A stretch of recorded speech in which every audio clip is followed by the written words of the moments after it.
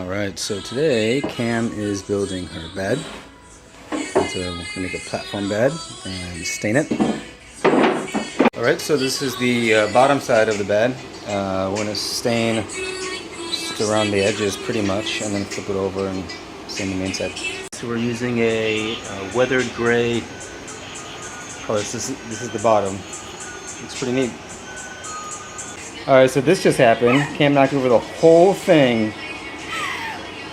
Hurry up, hurry up. I'm trying. So it's been a couple hours, and this is the bottom, and we are doing the frame now. It's coming along nicely. It's past 7 o'clock, so we're going to wrap it up for the night. As you can see, this is the bottom.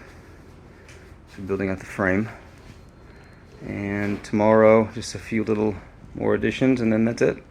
Alright, day 2. We had to go to the store and get 2 2x4s to finish it up. It's raining outside, but doesn't bother us. Almost done. This is the last few little cuts, little sanding action, and we're inside. We decided to do one other coat. There was some stain left, and just want to make it really nice. This is the bottom. We're going to flip it over and then stain the top again, and then bring it inside. We just brought the top half inside.